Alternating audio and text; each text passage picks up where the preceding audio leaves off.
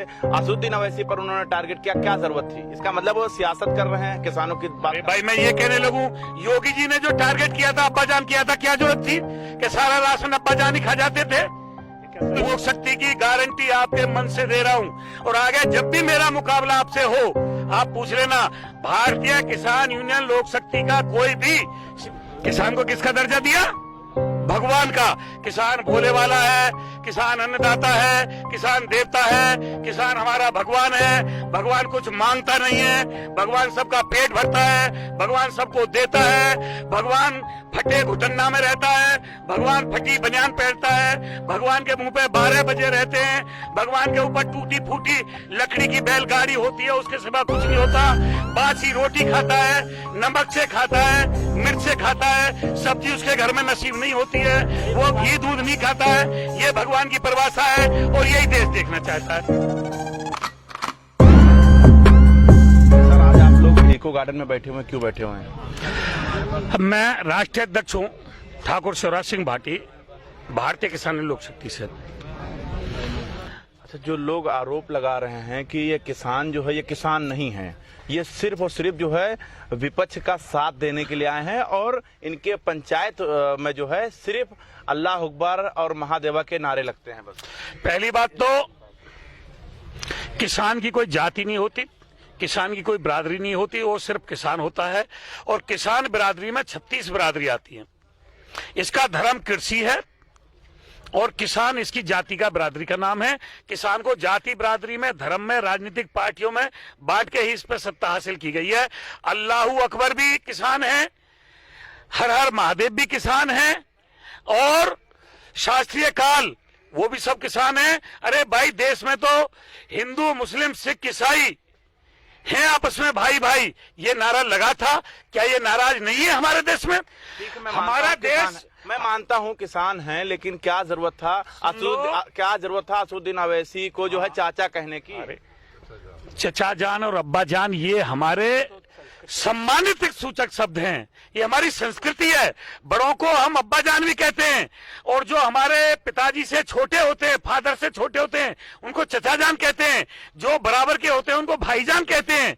ये तो हमारी संस्कृति है, सम्मान सूचक शब्द है ये, किसी का सम्मान करना।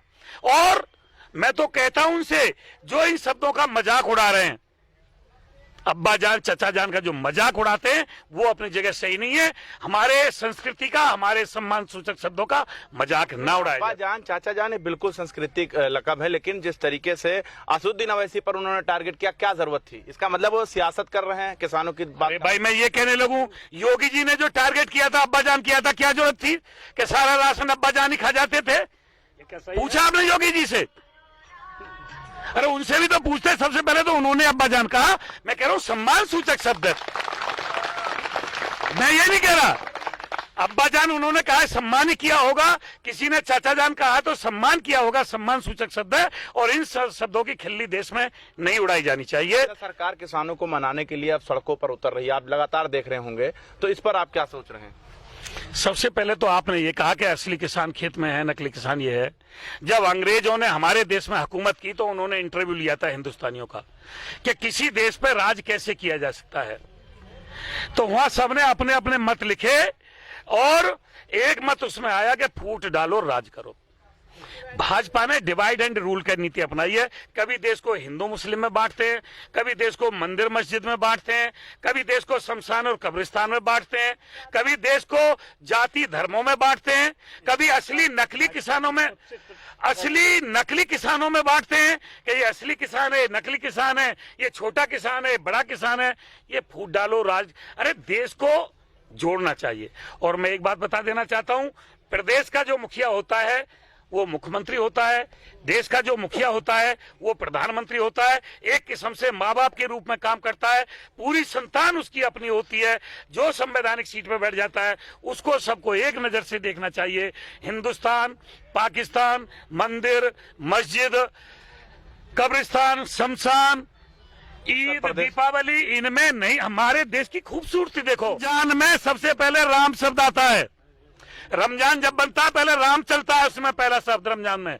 रमजान से पहले राम है, और दीपावली के अंत में अली है। हिंदुओं का जो दीपावली का त्योहार है उसमें अली आता है, और जो हमारे मुस्लिम भाइयों का रमजान है उसमें पहले राम शब्द जुड़ता है। ये तो हिंदुस्तान की संस्कृति है। अनेकता में एकता।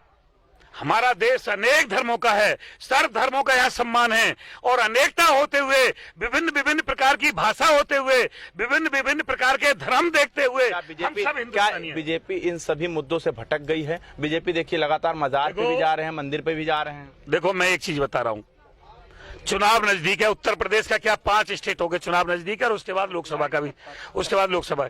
चुनाव में जो मुद्दे होने चाहिए, महंगाई के मुद्दे होने चाहिए, बेरोजगारी के मुद्दे होने चाहिए, किसान को लागत मूल्य, लाभकारी मूल्य कैसे मिले, ये मुद्दे होने चाहिए, बेरोजगारी कैसे खत्म हो, ये मुद्दे होने चाहिए।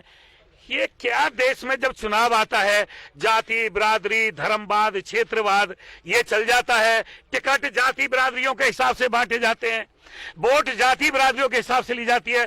कोई भी राजनीतिक पार्टियों में एक पार्टी पे बात नहीं कर रहा, सारी राजनीतिक पार्टियों ने देश को बंटवारे में, जैसे अन्य अन्य देशों के लोग यहाँ बस रहे हो, कई देशों के लोग यहाँ बस रहे हो। अरे हम सब भारतवासी हैं, हम सब एक भारत माता के लाल हैं, भारत माता के सभी बेटे हैं, सभी भारत माता की संतान है, हम सब एक हैं।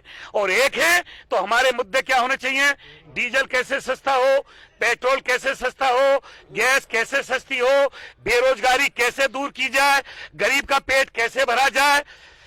तो क्या बॉर्डर पे बैठकर उनके खिलाफ विरोध प्रदर्शन से कुछ साफ हो सकता सुन है? तो लो, हमारी मूलभूत समस्या होती है रोटी, कपड़ा और मकान। लेकिन मैं कहता हूं, शिक्षा, स्वास्थ्य और रोजगार दे दे सरकार, हमें अच्छी शिक्षा दे दे, अच्छा स्वास्थ्य दे दे और अच्छा रोजगार दे दे, रोटी कपड़ा और मकान तो अपने आप आ जाएगा, अपने आप पैदा हो जाएगा। रोटी कपड़ा मकान, शिक्षा, स्वास्थ्य और रोजगार की जरूरत है, किसान को लाभकारी मूल्य की जरूरत है, किसान का जो खेती का मूल्य, लागत मूल्य बढ़ता जा रहा है, उसको घटाने की जरूरत है, और किसान को उचित मूल्य देने की जरूरत है। देश में किसान आयोग का गठन करने की आवश्यकता है, उत्तर प्रदेश में बिजली के बिल घटाने की आवश्यकता है, और एमएसपी को गारंटी कानून करने की जरूरत है। और या तो देश में जो हमारे माननीय हैं, जो जनप्रतिनिधि हैं, सांसद, विधायक, एमएलए, एमपी, एमएलसी, इनके वेतन, भत्ता और पेंशन बिल्कुल जीरो खत्म कर दी जाए, क्योंकि सेवा भाव से आते हैं, नौकरी के लिए नहीं आते।